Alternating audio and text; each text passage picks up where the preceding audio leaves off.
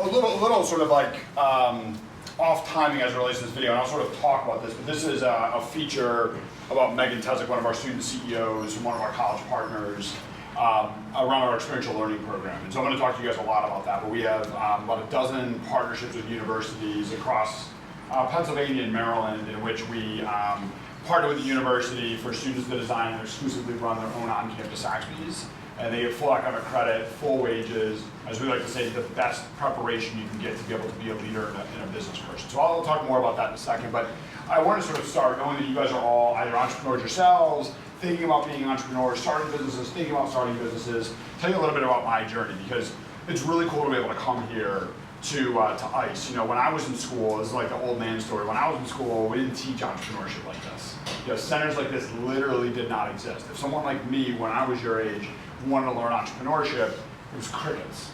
You'd have to go talk to your mom, your dad, your cousin, your aunt, the mailman, someone else off of campus would have to teach you entrepreneurship. It just wasn't something that higher ed looked at as something that should be taught at this level.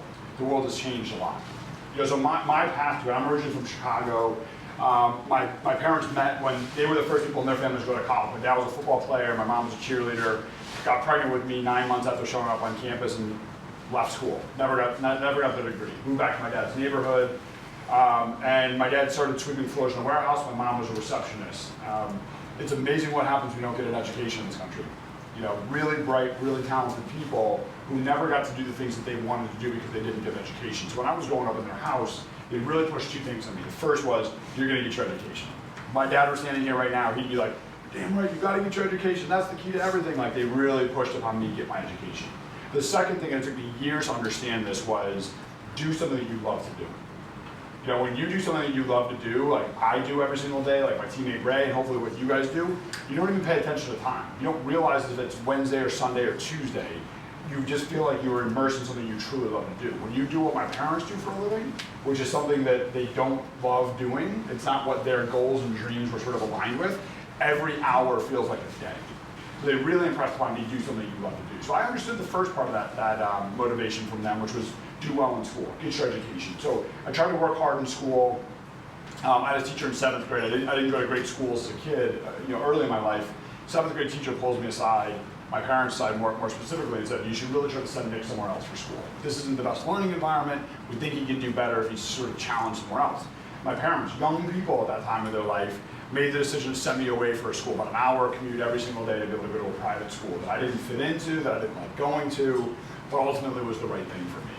I wound up going to Cornell, so I was a baseball player at Cornell. So first person in my family to go to college, to graduate college, and got to go to a school like a Villanova and being able to go to Cornell, which is obviously a really awesome thing for me. So I show up on campus my first week, go to my baseball coach, became like a second father to me, and I said, hey coach, this is a unique experience for me being on a college campus. You know, I never got to go to my parents' alma mater, you know, grow up understanding what college is going to be. I'm like, I have no idea what it was I wanted to do. And he goes, well, Nick, the Arts and Sciences School at Cornell has 85 different majors. You should just be in Arts and Sciences. So I was in Arts and Sciences. I stand here today with a government degree, which I don't use my government degree a whole lot in what I do, but most importantly, I went to a competitive school. And I worked hard, I built a network, and I used my summers. I did finance in New York one summer, I did logistics in Charlotte another summer, I did real estate in LA another summer. And I liked all of those things, but none of them were that second part of the advice my parents gave me was that thing that like made my heart race, the thing that I really ultimately wanted to do. So at 22, freaking out about like what is it that I'm going to actually do. In a time of calm, I called that 7th grade teacher, Mrs. Eishen, a couple of my coaches over my years, and just started to ask for advice. And I'll never forget calling Mrs. Eishen. She was sort of at the tail end of her career, and she very calmly and very confidently said to me, she's like, Nick, I went into the teaching profession to be able to help change the lives of people like you, and seeing what you've accomplished at this stage in your life. And mind you, at 22, I felt like I had accomplished nothing. I'm like, what have I accomplished? I don't even have my diploma yet. Like, I've accomplished nothing. She's like, you've beat the odds. You've gone to a great school. You're about to get this amazing degree. You can go out and do anything. And I remember hanging up the phone with her being like, I want that feeling. Like that feeling that she has, that she feels like, because she did make a difference in my life and other people's lives, I want that same feeling.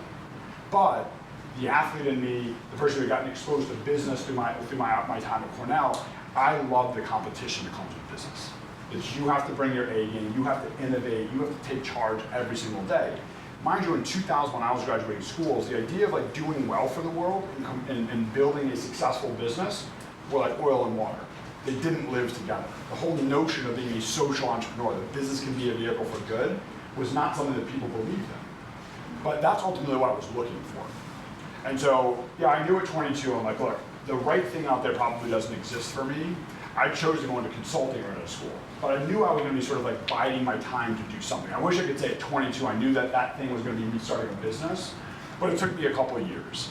You know, so about 3 years out of school, in consulting, I liked my job, I got promoted a couple of times, I was learning a lot, I was managing a team of people, like I was doing some important things I thought were like great for my future, but I was so anxious, I was so like, I felt like I was so impatient with what I was doing with my career. And at that time, Starbucks, you guys have probably heard of, were in this massive growth mode. They were opening 5 new units a day in the US alone. So literally every 5 hours, there was a new Starbucks opening just in the US. We've never seen retail growth like that. We may never see retail growth like that again. And I was enamored by the fact that they were growing. I'm a big pie kind of person. I believe in the idea, like when you see a big pie, and you're interested in whatever that pie is, my pie is essentially the industry, and you think that that thing's gonna keep growing, I'm a big believer of going in there and getting your slice of pie. So the fact that that industry was growing so rapidly was very attractive to me. The second thing was, you know, someone coming from my background and having experience of being able to go to Cornell, like I'm a people person. Like distill me down, it's not about government, it's not about finance for me, it's not even about strategy. For me, I'm a people person. I'm at my best when I'm around people, when I'm being motivated by people, when I'm motivating people. And so what I loved about the coffee business was that what we built at Saxbys is that we're a business for any and everybody. We'll serve 15,000 people today in Philadelphia and in the surrounding region. We'll serve people that are millionaires, and we'll serve people that put their hand out on Chestnut Street. Someone gave them $2, and they can come into a Saxbys and be treated with dignity and respect, just like the millionaire. But the thing that we've learned in building this business, which I was sort of taking the leap of faith on when I was starting Saxbys, is that the same thing can be said from an employment perspective. So we have 900 people who work at Saxbys now. We have people with PhDs and MBAs, and we have people who just came out from behind bars or are formerly youth homeless. And they all start at the exact same level, and they all have the same opportunity to be able to grow their careers. It's hard to do that if you're building rocket ships. It's hard to do that if you're building technology that requires a certain level of education or a certain amount of degrees. The reason why I like the coffee business was the inclusivity of this business. And that has proven out over the years. I've been building this business now with my team for a really long time, but that central thesis that we were going to build a quintessential business that can serve and can employ and build careers for any and everybody has been core to sort of who we are. So, you know, I did things that you guys would never do today because, one, you're smarter than me, but two, you also have better training and entrepreneurship than me. But I literally started Saxbys with no business plan. I had no capitalization besides my American Express card, which back then, pre-credit burst, one, young kid with me, like me could actually get an American Express card, but two, you paid your minimum credit card balance, they would keep raising up your limit. You could spend more and you could spend more. $150,000 later, Saxbys was created. So imagine that today, like being able to put $150,000 in your credit card when you should never be able to put that amount on your credit card. But it was a different day and age, and when you don't have a business plan, you don't have a roadmap to understand what it is that you're trying to do to build your business, you make huge mistakes like that. But I remember I was about 2 years in, American Express was like, you know what, we probably shouldn't give this guy any more credit card limit. So that was sort of cut off. And I was at this crossroads where I was like, all right, now's the time for me to make a decision. Do I really want to be in this industry or not? And although I'd been having as many failures as I was having successes, that second part of my parents' advice to me, which was like, do something you love to do, you couldn't tell me if it was Sunday or Monday or Tuesday or Wednesday. Like I was working 24/7 and I'd never been happier in my life. I felt like this was my calling. This is what I was supposed to be doing. And so I finally wrote a business plan. I finally laid out what kind of capital I was looking for. And I originally started this business in Atlanta. It just so turns out that my first angel investor was based in Philadelphia. It was one of my first landlords in Philadelphia. And I was using my college connections when I was trying to raise capital. All I knew was private equity or venture capital, sort of sophisticated, organized capital. Again, the world is very different. Like the term angel investor was barely being used when I was trying to do this. So here it is, me putting on my blazer, getting in front of private equity groups, pitching a business that is barely a year and a half old, and constantly getting, Nick, I'm very enthralled by you as an entrepreneur, where your business could go, but like, we invest money in $50 million increments. You're only trying to raise $500,000. So you're knocking on the wrong doors. I needed to find an angel investor. Lo and behold, I found that angel investor here in Philadelphia. He's a real estate developer. Real estate's critical to my business, so he convinces me it wasn't very difficult to move my business to Philadelphia. So I picked up and moved here 2 weeks before the Phillies won the World Series. So it was like a cool entry to be able to come to Philadelphia, and it was like love at first sight. I felt like Philadelphia was the right home for me. And over the years, we started to build Saxbys, but our business model for a long time was franchising. And the idea for that is, like, as a business person, as an athlete, as a competitor, I wanted to scale a business. I was very capital restrained, and so franchising is a business model where you sort of create a model that can be replicatable by the franchisee's capital coming in. Franchising is a great model, especially when you work the model out. You've proven why it works or why it doesn't work. I literally started franchising from the first day.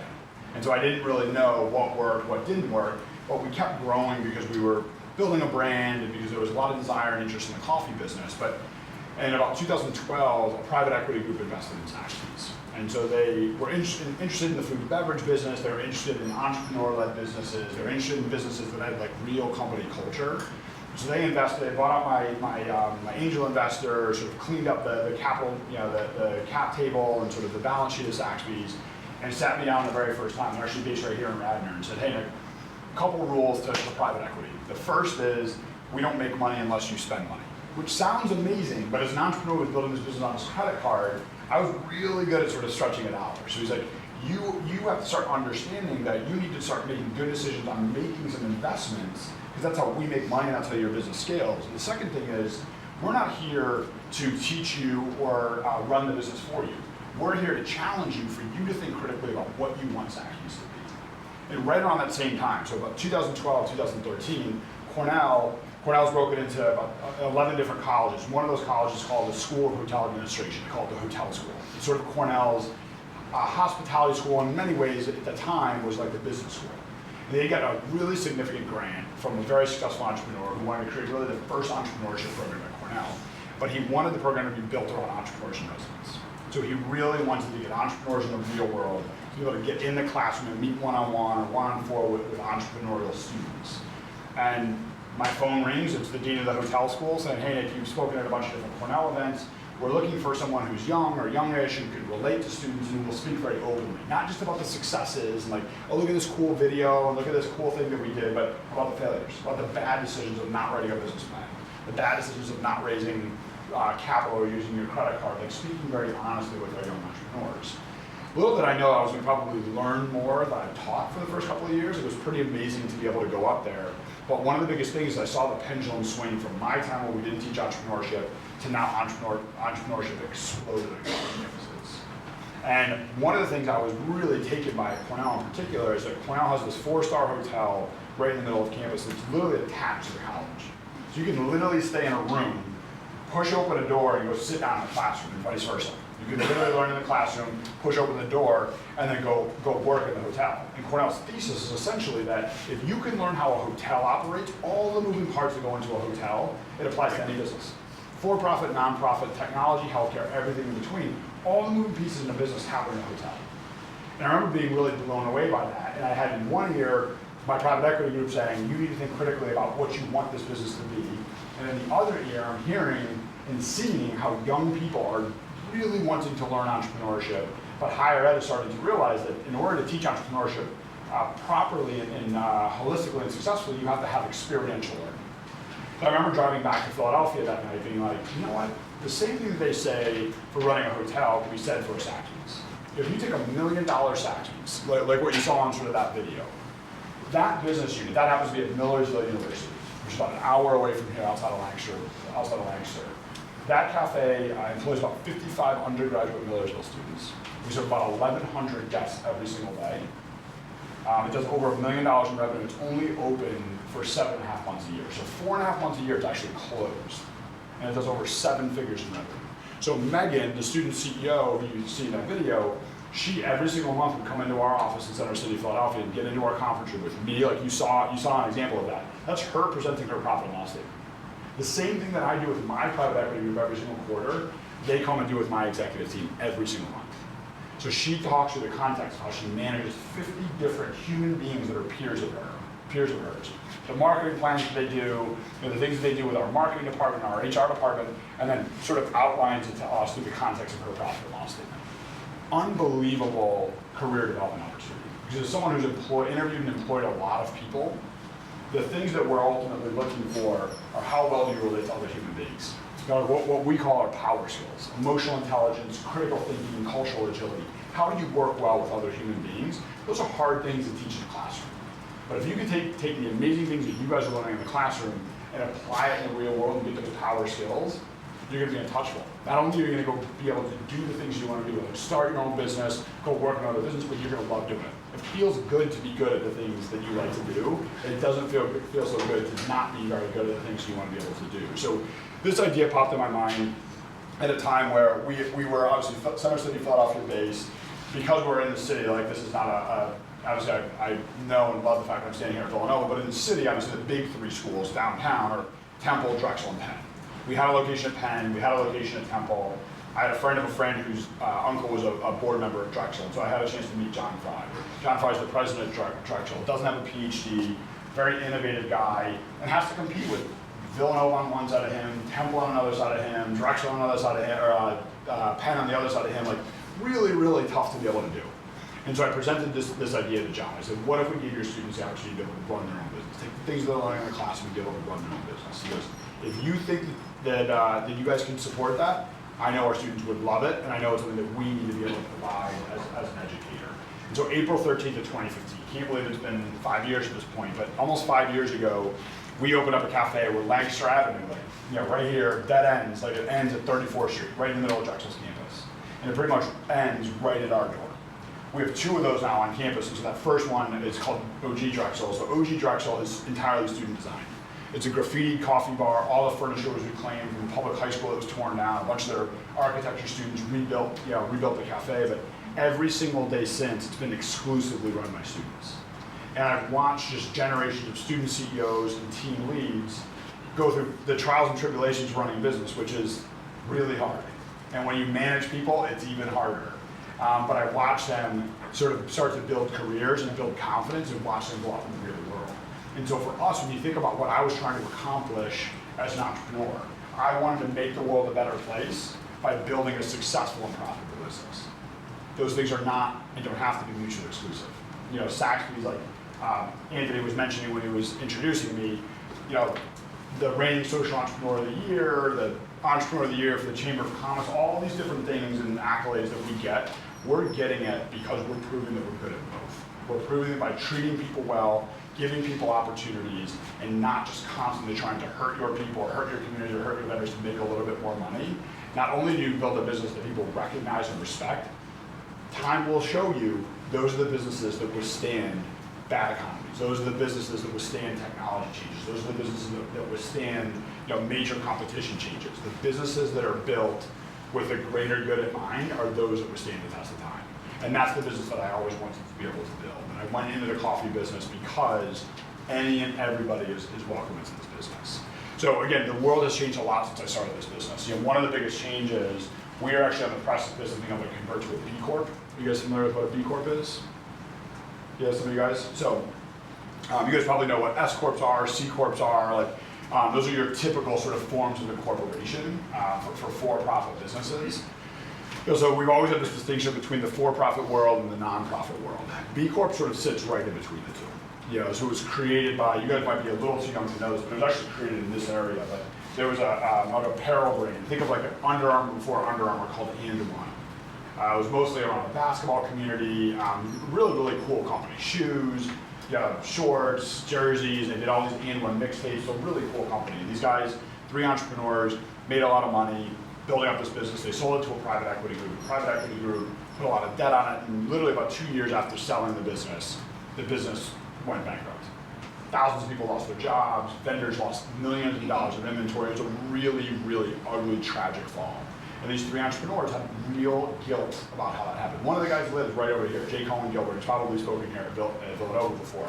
But they felt so much guilt about the way that business was run. They're like, this is inherently what's wrong with capitalism. And so they put their time and their money and their effort behind finding some way between for-profits and non-profits. And They went to the federal government, went to the state governments, and now the federal government, and has probably for about 10 or 11 years, now recognizes B Corps. And so there are some brands I'm sure you guys support or at least are knowledgeable of, such as Warby Parker, Patagonia, Ben & Jerry's, Allbirds. Those are all B Corps. Those are all companies. And what it essentially means is like, I know you guys are, this is one of the best finance and accounting schools in the country. Everyone knows what it's like to get your financials audited. There's a process to that. So the Great Depression in the 1930s, the federal government steps in and says, here's how you're going to audit financials, and now that's just a norm in business. That doesn't exist for impact. And so what B Corp has done is they've created essentially an auditing process. So I can stand up here all day and be like, hey, my business is good. And you guys are like, all right, maybe I think it's worth for it, maybe I don't. B Corp's actually a really thorough, really rigorous audit process, the same way that you audit your financials. And so it's done sort of on the spine of an ESG, environmental, societal, and/or governance. And so it's very hard. We've been working on our assessment, our audit for 2 years. We have a head of impact at Saxbys who literally what she's been doing for 2 years is go through this process. It's very difficult, but nothing good comes easy. And so when Saxbys converts to a B Corp, most likely in April, we'll be either the largest or the second largest coffee company in all of America to become a B Corp. We'll join the ranks of the Patagonias of the world, the Warby Parkers of the world, the Sweetgreens of the world, some really powerful, very successful businesses that that's an indication of companies that are not only healthy and successful financially, but their people love working there, their vendors like supporting them, their communities like being with them, and those are the companies that will withstand the test of time. So it's a really, really big opportunity for us, but it's also good business. We're in a position now, in October of this year, there's a group of pretty much the 100 largest companies in the country, CEOs, they're called the Business Roundtable. They get together every year, they sort of evaluate capitalism in America, and they usually make the same statements, like, we need to understand, what the market with China looks like, or we need to understand what technology is going to do on labor, yada, yada. But they all pretty much just double down on the definition of capitalism. This year is the first time they've ever introduced a new definition for capitalism, which is essentially supporting the B Corp principles. That if you don't embed into the center of your business, that you'll treat your people, your community, and your vendors of equal priority to the profit of your business, meaning they've changed what's called shareholder primacy. The definition of capitalism is shareholder primacy. If you're a CEO, if you have fiduciary leadership in any for-profit business, your number one and only responsibility is to generate successful return for your shareholders. The only definition of success of capitalism until November of this year. Now they're starting to say shareholder primacy no longer matters. You need to be able to take care of your people and your communities in equal proportion to profit. It's a huge change because you guys have probably seen some of these things with Wells Fargo. Wells Fargo is a perfect example. 2017, it comes out, in 2017, early 2018, it comes out that Wells Fargo had allowed a culture in the organization where people who worked in that company were opening fraudulent accounts under customers. Customers who had been with them for a year, 10 years, 50 years. They were fraudulently opening accounts because every time they would open an account, the employer, Wells Fargo, would get bonused on that. And because they would get bonus, their boss would get bonus. Because they would get bonus, their boss would get bonus. And so it turned out that they had opened tens of thousands of fraudulent accounts. Federal government catches it, calls them out, hammers them, fines them multiple billions of dollars. What does Wells Fargo do? They fire 25,000 of their employees. So leadership failure, who only cares about making money, they get caught. Who do they penalize? Everyone below. Think about what that was like to be one of those 25,000 people that worked for Wells Fargo. You probably had no idea this was happening. You had no responsibility for it. You're now fired, and your most recent employer is Wells Fargo. Imagine how that would be to go out there and try to get a job. Not easy. Not easy. That's bad business. So much so that the CEO at the time was just hammered by the federal government, sort of unprecedented. It was fined $17 million. Is not serving jail time, which is surprising, but is barred forever from working in the financial industry. He's worked in the financial industry for 35 years, he's now barred forever. You want to talk about like the federal government, the leaders in this country understanding that you can no longer run businesses where the only requirement of your leaders is to make a profit. That's making a mistake. And why is it happening? A lot of it's happening because of you guys. A lot of it's happening because of the next generation, the younger generation who no longer want to read the Wells Fargo or watch your parents work for a company like that and get hammered when something bad happens.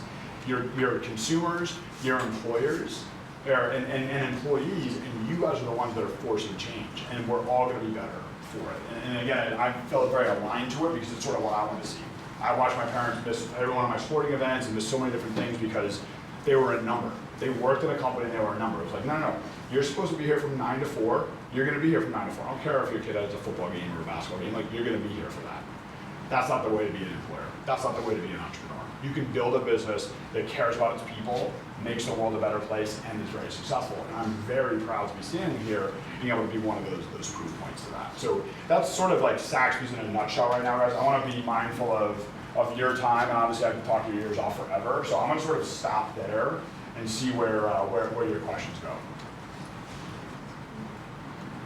Chris. This kind of goes back to the beginning, but how do you think consulting prepared you for starting a business, and what other areas of business do you think would help set someone up to start a business? Yeah, so the reason why, so I wanted to go into, so again, days were different when I was your guys' age. When I was coming out of school, there were 10 times more finance jobs, Wall Street jobs, than there are today. The whole world of finance has changed dramatically since I was there. It was like, finance jobs were nearly a dime a dozen. You know, it was like, coming out of school like Villanova, coming out of school like Cornell, you get interviews from every single one of the banks. You're like, do I go to Lehman Brothers doesn't exist? Do I go to Barclays? Do I go to they were a dime a dozen. But having spent my time at Wall Street during my internship and seeing that, it wasn't the kind of culture that I wanted. But I wanted to be challenged. Again, the athlete in me, the competitor in me, I wanted to be challenged. And so consulting was another place that a lot of really smart people went. Obviously, a lot of really smart people go into engineering. I'm just not that smart. So consulting made a lot of sense to me. But I picked up a consulting company that was it's sort of like what they call intercompany management consulting. So the whole premise, a lot of consulting companies are you're going to be on a project in Singapore for 6 months. And you're going to come back and you're in a different industry on a project in LA for 6 months, which sounds really cool when you're young, it's awesome, but was not what I was looking for. I wanted to use the one skill that I think I have, which is people, relating to people. And so I wanted to be in a position where I could manage and learn how to manage people by having successes and failures. And so I chose that particular company so I could manage people. So being able to do that, because I'm telling you, I've been doing this a long time, the hardest part of being a business person is managing people. It is the hardest thing to do, is to manage people. You can be the smartest engineer, you can be the best finance person ever, you're gonna raise in your career, and guess what, when you're good at something, they promote you. And when you get promoted, you have to start managing people. So regardless of what you're good at, regardless of what you're interested in, you're gonna have to start managing people. The people who love what they do and are most effective are those that can relate to other human beings. That's where the power skills, emotional intelligence, critical thinking, cultural agility comes in. And so why I'm so enamored by this program is we are putting people in positions where they're managing not only people, but they're managing their peers. They're managing people that are very different from them, and they're making mistakes.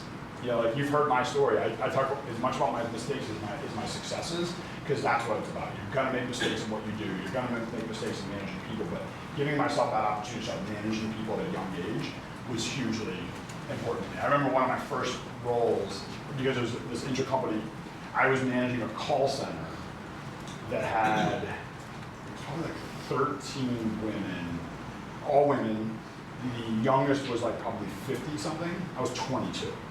Because I'm a dude who's 22, fresh out of school, managing these women who've been doing this job a long time and are really good. And I remember coming in there being like, all right, they know this job inside out. I need to figure out a way to be able to relate to them and for them to see that I'm genuine and authentic, and I'm here to support them and help them make their job. That was a really uncomfortable time for me, and I think I did it mediocrely, but it really stayed with me, and it's one of those things I think about all the time. Mm-hmm. That is your question? Yeah. What's your name? Jack. Hey, Jack. Nice to meet you. You talked about being anxious during your first consulting job, I guess, and that kind of made you want to get out of it. How much anxiety must there be in making a business, making a company? I mean, it was a lot. If you think about, I quit this consulting job. Yeah. I have told the story before. I remember telling my parents I was going to do this, and my dad is thinking very rationally. You don't know anything about coffee. You don't know anything about franchising. What do you know? My mom was just emotional, upset. You're going to throw your life away. You're going to do this and that. I looked at entrepreneurship for me though as I worked hard to get that degree. And when you have a degree like a Villanova degree, you have a degree like a Cornell degree, I think that if you combine that with being an entrepreneur, you're untouchable. even if you're a failed entrepreneur, I think you're untouchable. Like, you guys are probably creating, starting, closing, failing on businesses right now. There's no better resume builder than that. No better. Like, you showed the willingness to take a chance. And if you can articulate why it is that you thought your business was going to be successful, what is it you did well, and if it ultimately failed, you can articulate with humility, transparency, why it didn't work. There's no investor or employer who's not going to want to see that. If you're like, oh, this is the best thing that ever happened, customers are just stupid, they just didn't buy it, that's not humble. Like, people are not going to want to see that. So for me, like, I actually didn't have a lot of nervousness in starting the company because I looked at it as like, what can I do better than this to build my resume? Knowing that, like, if I completely fail, I'm gonna probably go to business school, or I can sell this into another consulting job or something else. Like, I looked at it as like, this is an unbelievable resume builder for me. But I started to realize, like, this is what I feel like I was sort of destined to do. I was destined to build and be a social entrepreneur. I was destined to build a business that was competitive and differentiating while doing good for the world. And so the more I started to do it, even in the depths of all these failures, like, it just motivated me that much more to continue. No, yeah, so I had one question. What is like one mistake or like having that you still haven't overcome even after years of doing business? That's a really good question. So I would say I'm not a very patient person, you know, and so I think that I'm very fond of saying, like, Ray spends more time than he wants with me. I have a few phrases I say all the time. One as your greatest strengths are your greatest weaknesses. You know, and as a person, when you can understand that, and you can put yourself in a position where you need that strength to be your strength and play it hard, but understand that it can also be, you know, be turned around and be your biggest weakness, know to not play it so hard when it could potentially hurt you. And so my point of that is that, like, I don't get intimidated, I don't get anxious or nervous when I'm doing something that I love to do. I would, if you guys are like, hey Nick, we want you to join our group, we're all mechanical engineers, can you help us, blah, blah, blah, I'd be nervous as hell. I'd be like, there's no way I can help people. When I'm doing something I love to do, there's no nerves for me in that, because I'm really competitive. I'm going to continue to go until I just drop, you know? And so I think the negative for me is sometimes there are situations, management situations with my company. My company's much larger now, you know? And so there are situations where I'm just like, I want to be hard charging and I just want to go, and it's not the right way for us to be able to go. So it's like the thing that's like allowed me to start a business when Saxbys should have never gotten over the hump of raising money, you know, to build an experiential learning program on a dozen college campuses with no dining services contract. Villanova is unlike most schools in that you guys do your dining here in-house. Most companies have Aramark, Drexel, Compass. These are multi-billion-dollar companies. We've avoided them. We've sort of side-skirted their contract in every one of these campuses. Most people are like, are you out of your mind? I'm like, you know what, I just wasn't really afraid of the risk of doing that. So, like, that's been a strength for me to be able to do that. But sometimes I feel like I mishandle conversations. Last night I had a conversation with one of the executives on my team. I was very unhappy with a decision that was made in our company about something that would, like, you know, I feel like we could just show better than a decision that was made. And I was, like, very upset about it. I was very disappointed by the decision. And I took a step back later that night, not in the moment, unfortunately. Later that night I took a step back and I was like, I overread that situation. I was a little like, my feeling is true, but my tone and tenor was so aggressive because sort of that's just like, that's how my style is. So that's something I've been working on a long time, you know, but I know that if I'm just sitting quietly and people are like, can you check Nick's pulse? You don't know if he's alive? Like, that's not the Nick who needs to show up. Like, I'm an intense person and I'm passionate and I'm driven by what I do, and sometimes that works against me a little bit. So I'm trying to work on when to put that into drive and when to put that into neutral, but it's hard. You know, we're human beings, you know, it's, does that answer your question, Al? Yes. What's your name? Mara. Yeah, Mara. What was one thing you wish you knew before you started your business? Like, the one thing you're like, I really could use this. So, I like to say that, like, in stress testing young entrepreneurs like you guys, I always like to say that, like, your mind and heart have to be aligned in what you're trying to do. Oftentimes your mind is in something because your dad or your mom or your sister or your aunt's like, oh, this is the business that you should be in. You're like, all right.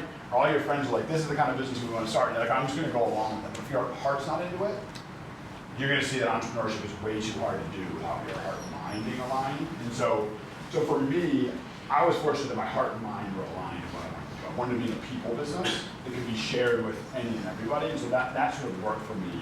But I think I overthought this whole idea. It's like, you know what, I'm just gonna sort of like get into the business, I'm gonna figure things out myself.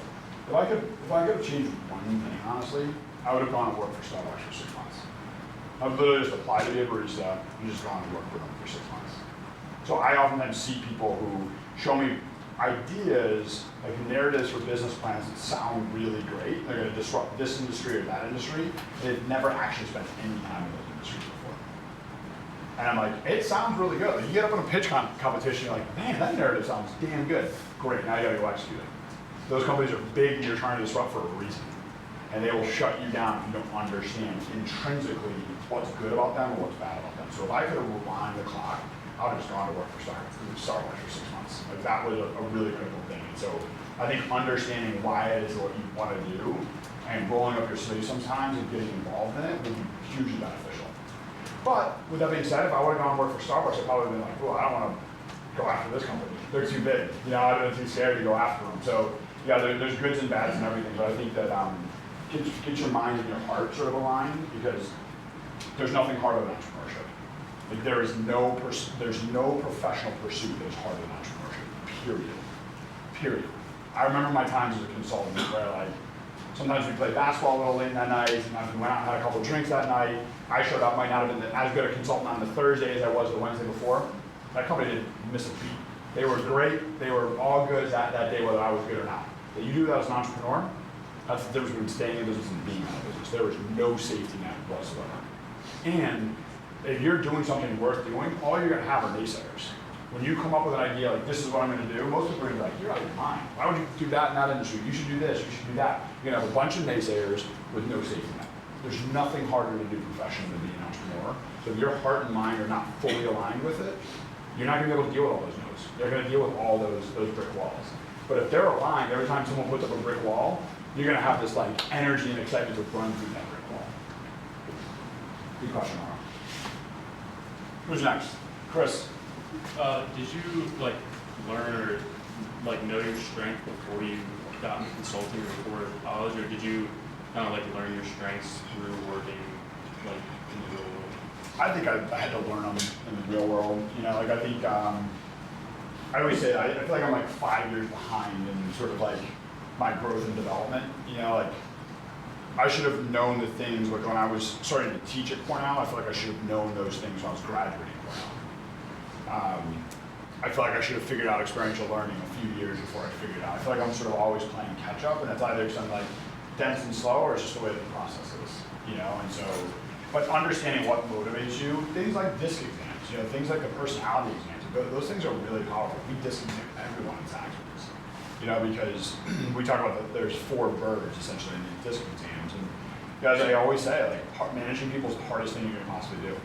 But if I know that you're a dove eagle, which are 2 of the 4 birds, and I've been trained on what that means, if I truly care about being a good leader or teammate with you, I'm gonna have better training and preparation for how to be able to talk to you. Like I'm a quintessential eagle parrot.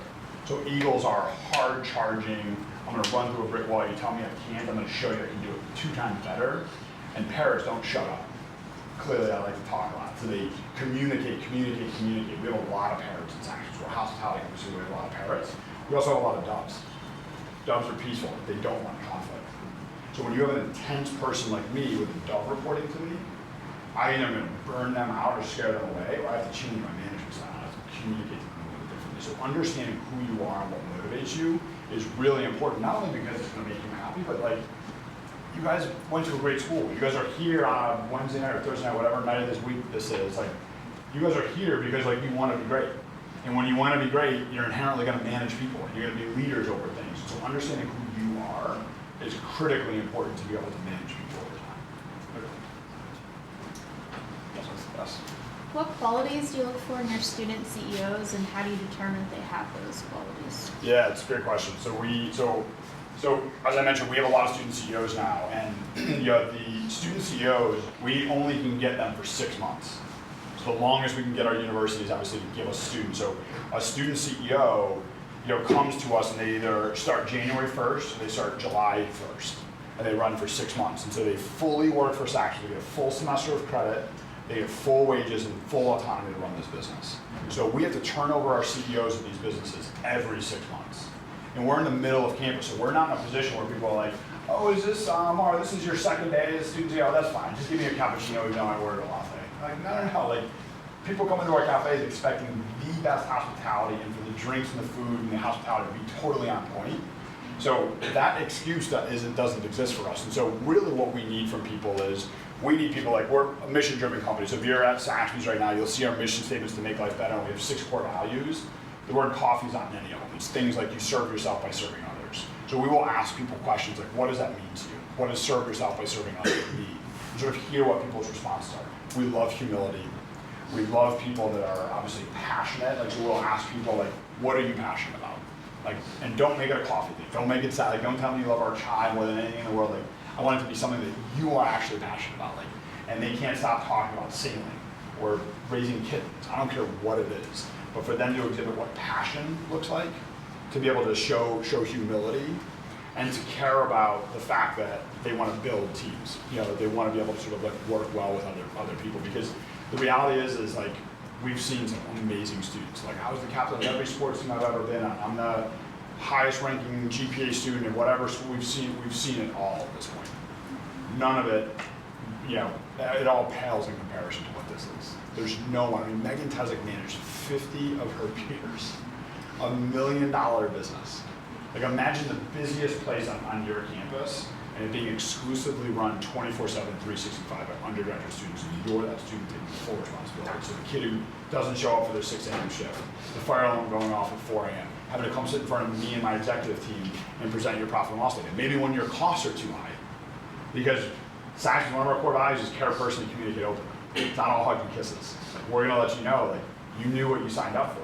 We hold you to a high standard. You have greatness in you, we expect you to be able to land to that. So that's really hard. And so if you're not humble, if you think you're always right, you have the right answer to everything, not great for you. Leadership in general is not great for you. And if you don't want to put other people in front of yourself, I think it's not great for you. And again, this isn't about working for Saxbys or Nick Bayer. Like, this is like the resident old guy who's watched businesses build and fall for a long time. I truly believe that the 3 pillars that we teach to, team development, community leadership, and financial management, that's what businesses are built or fall upon. And that's what we teach at Saxbys, in that order. Not financial management first. Most people are like, Nick, I cannot tell you what P&L stands for. And I can't believe I'm gonna have to present P&L. Like, you're gonna learn that, but you're gonna learn it through the context of team development and community leadership. Because when those things are right, I know that when our talent development is on point at a cafe, and the community loves us, and the social media is on point, and the president, and the provost, and the deans, everybody loves us on campus, I know I'm gonna love what I see in the P&L presentation. On the flip side, when I see a P&L presentation where labor is out of control, cost of sold are out of control, I know there's a talent issue. And when there's a talent issue, there's a leadership issue. So we're teaching the things that whether you're building, you know, the McGuire Foundation, whether you're building, you know, Philadelphia Insurance or Aramark, the best businesses are built on those 3 pillars, and that's why we think that this is the best leadership development program you can have. So I'm gonna hand back here. Yes, ma'am. Push me. Andrea, I want to start off by saying the student CEO idea is genius. Whoever thought of that, I feel like it was you. Congratulations. My question for you is, you mentioned standing the test of time a lot, and that is a very certain statement, and we all know that entrepreneurship is not certain at all. So I want to ask you, what makes you so sure that Saxbys will stand the test of time, even though great things are happening, like becoming a B group, and being extremely customer facing and focusing on the greater good. There are other companies that are doing that as well. So what makes you think that Saxbys stands out? So I hear 2 questions. I'll take the first one first, which is like, what makes me think it will withstand the test of time? I don't know that. I don't know that it will withstand the test of time. I think we're giving ourselves the best opportunity to withstand the test of time, because one of my other phrases I love to say is the world happens for you, not to you. You all know those people in your world who are like, why is it always raining? Why is this always happening to me? Like, the negative is like the world's always happening, you know, to them. I believe that the world happens for you. And it doesn't always happen amazingly well for you. Like, we started to not be so great at franchising And so I looked at that as an indicator to be like, all right, if I want to be in the coffee business, I want to prove that we could be a vehicle for good, maybe franchising is the wrong vehicle for us. So I started to really think about what my business model was going to be. So like, things are always going to come up. Again, building a business is the hardest thing you'll ever do professionally, and things are so outside of your control. But being able to understand and focus on what you can control, again, businesses are predicated on talent. You know, and when you have a lot of talent in your business and you're blindsided with whatever, talent is what makes you resilient. So we've invested a lot in our business to withstand the things that I don't know that are coming, and even the things that I probably think are coming. So I don't know that we will survive forever. There's so many factors to that, but I think that we are, like, if you know that there are storms coming, you build the best possible wall that you can build. That wall is culture and people, and the right processes and culture to what you do. And so therefore, I'm betting heavily, my investors are betting heavily that we're building a company that will withstand the test of time. So that's really important to me. And then from a point of differentiation, you know, like we're in the food and beverage business right now, although I think like we're starting to really move into like the education business with a lot of the things that we're doing. But I've always believed, it was a theory that I had early that I couldn't prove. I think I have the experience now to be able to prove that the taste of product, whatever the product is pretty subjective. You may like X coffee, I may like Saxbys coffee. You might like this kind of chicken, I might like this kind of chicken. You might like this kind of whatever, I might like another kind of thing. Like the taste of product is subjective. Human experience is not. I guarantee both you and I like to be looked at in the eyes, smiled, treated nicely, complimented. I don't care where you're from, I don't care what your age is, what your monetary position is, anything. We like to be treated well. So would you rather build a business based on objective criteria or subjective criteria? So we've built a business based on objectivity.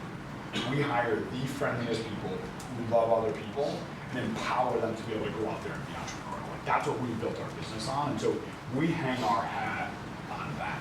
That's what we do, and I believe that it makes our product taste better. I think there's all these people that come to our cafe every day. Some come because they think our cold brew is better. I agree with them, I think our cold brew is better.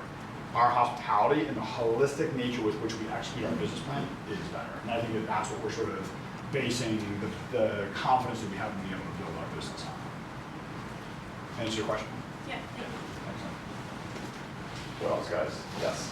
So I'm pretty sure I'm like the oldest person in this room, but I'm just curious from a perspective, so I have however many years of experience, when you're looking to make that transition, if you have any other resources. I know you mentioned your teacher, your mom, your dad, your cousins, your aunts.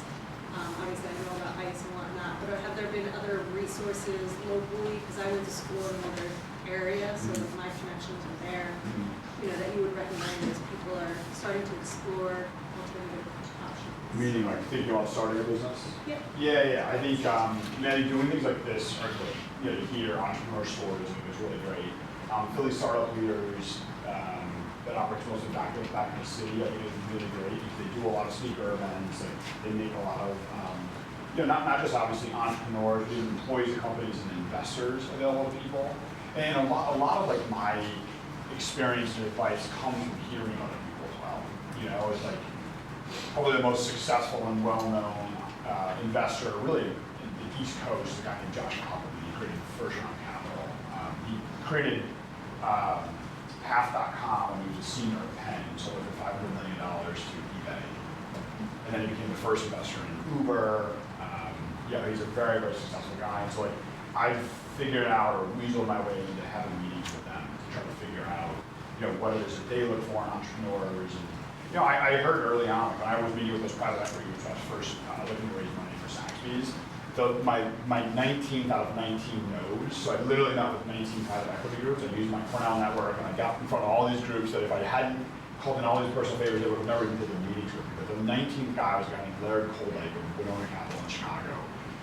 And it was the Sears Tower building in Chicago. Like I presented, everyone walks out. He's like, "You mind holding for a second?" He's like, "My whole investment team is in there, and we'll meet, make a decision, and I'll come back to you." But he's like, "I just want to give you, preemptively, we're probably going to say no because like we only invest in, I think it was $25 million. So I was only trying to raise $500,000 at the time."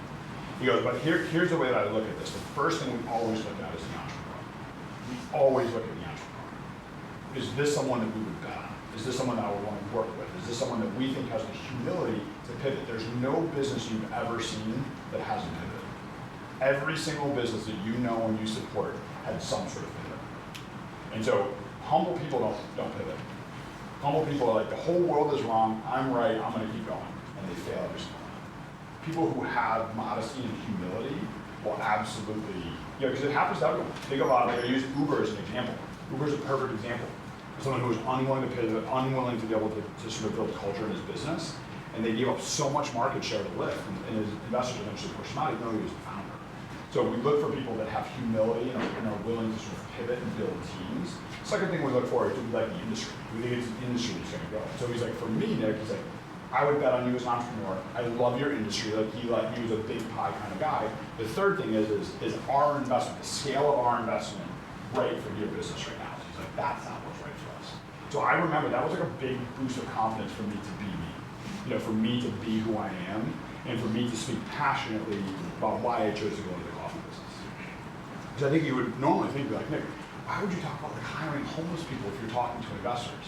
Because I would never want someone to be my investor if they didn't believe that. And so you have to be you. That's why I was talking about the heart-mind connection.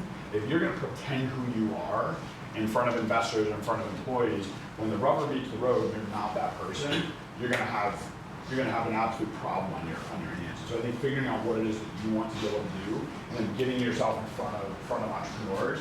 I like to, the way I come up with my ideas, like experiential learning, is I just start talking about it as if it's already happening. And I get people's reactions to it. Like, oh, that would be amazing. So an example for that was experiential learning. I would talk to people about smart people like John Fry, and Pat Majidi, like the provost here. Pat was one of the first people I ever spoke to about that. The newest thing for us right now is there's $1.7 trillion of student loan debt. There's only $950 billion of credit card debt. Imagine how much money. I remember thinking, credit card debt, God, that's got to be like trillions. There's only $950 billion, almost double that in student loan debt.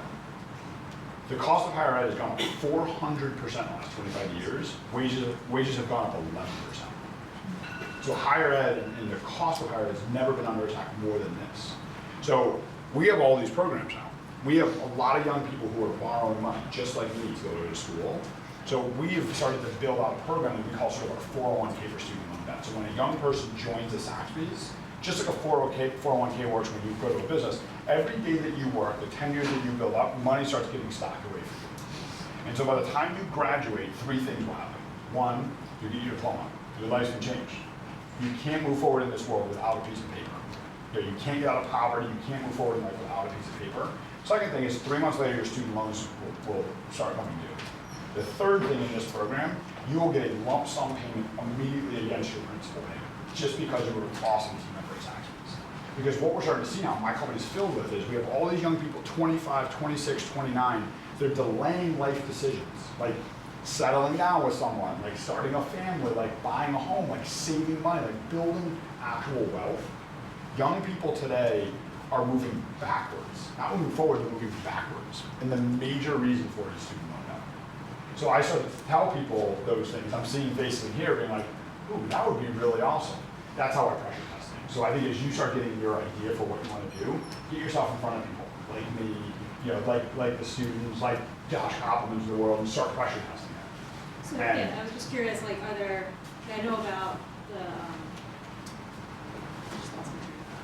certain networks, if there's certain meet and greets like this. I would start at Philly Startup Leaders. Really start at Yeah, I would start at PSL. That's where. Venture Cafe, that's what I was thinking. Yeah, Venture Cafe. So is it similar to that, maybe? Similar, yeah. I mean, I think it's like that's a little more specific. PSL is going to be a little bit more broad, and I think that's where most like newer entrepreneurs sort of come into the ecosystem in Philadelphia that way. And it's well supported. There's great entrepreneurs in there. There's a lot of great alumni out of that program. So that would be my encouragement. Thanks. I know it's 7. I want to be mindful of your guys, whatever tonight is, Wednesday, Thursday. It's one of those two. But any other questions, guys?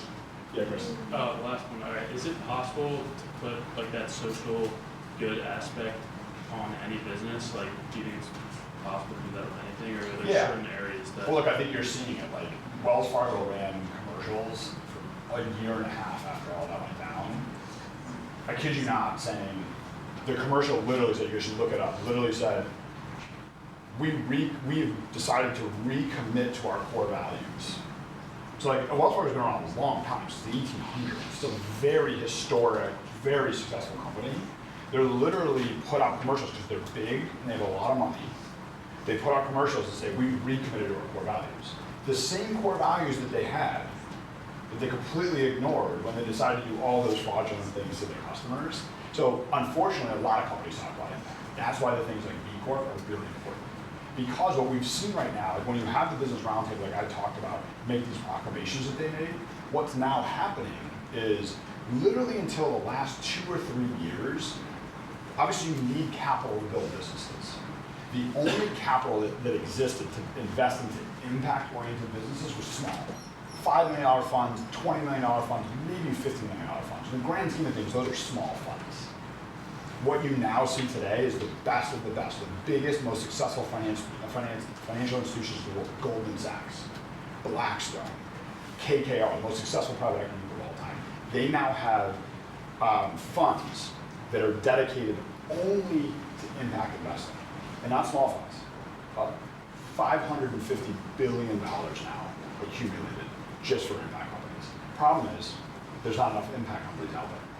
That's an opportunity for you guys as young people to build businesses the right way, impact oriented, because there's a lot of money sitting out there waiting to invest in those type of businesses. Really exciting.